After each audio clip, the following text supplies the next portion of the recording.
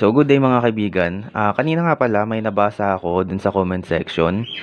May nagtatanong sa atin kung bakit daw yung ating piston ay maliit, no?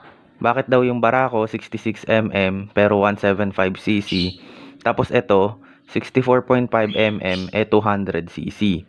Napakagandang tanong nun mga kaibigan, no? Ang piston displacement po o yung cc ng ating mga motor or ng makina natin ay hindi lang po yan nakadepende sa laki ng piston, no? Hindi lang po yan nakadepende sa laki ng piston. May dalawang sukat po tayo na isinasaalang-alang pagka nagko-compute ng piston displacement. Ayun po yung bore, pangalawa ay yung stroke. Yung bore po yung piston diameter natin, yung stroke naman ay naman po yung distance na travel ng piston from top dead center to bottom dead center, no? Ayun po, yung dalawang bagay po na yon yung sinasaalang-alang natin pagka tayo ay nagko-compute ng piston displacement. Ang piston displacement po ng motor ay hindi lang po nakabase sa laki ng ating piston o sukat ng ating piston. So, isa po sa sinasaalang-alang natin diyan ay yung ating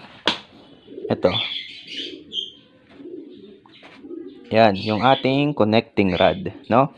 Sa connecting rod po nagkakatalo rin 'yan. May mga connecting rod po na matataas ang stroke, no? Matataas po ang stroke ng ibang connecting rod.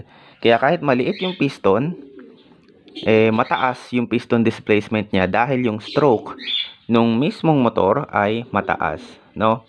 So again mga kaibigan, ulitin ko lang po, hindi lang po nakabase ang piston displacement sa laki ng piston. Nakabase rin po 'yan sa stroke ng ating mga motor, no? Para doon sa nakakaalam, hindi ko na rin naman siguro kailangan ipaliwanag pa. Pero may konting informasyon lang din para doon sa mga nangangailangan ng kasagutan, no? At saka pangalawa mga kaibigan, isa sa may ibibigay kong halimbawa sa inyo yung sa mga Sniper 155 tsaka mga Aerox. Maliliit lang po yung piston nila pero 150cc. Samantalang yung mga Rusi 150, ang lalaki ng piston, 62 yung piston pero 150cc lang.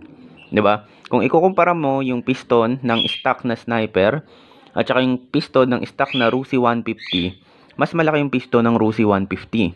Pero yung Sniper 155cc, yung Rusi 150 eksakto 150, 149 nga lang eh.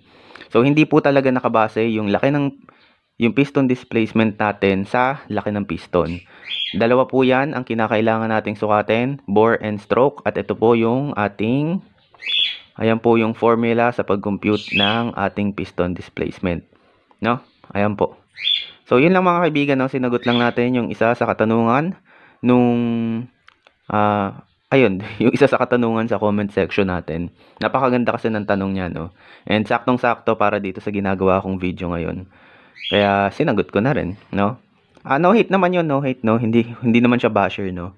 Sadyang nagtanong lang din talaga siya kahit naman sino maku-curious no? Bakit nga ba yung 175 na Barako 66? Tapos ito 200 pero ano lang siya 64.5, 'di ba? So ayun lang, sana naging informative tong video ko na to. Salamat, paalam.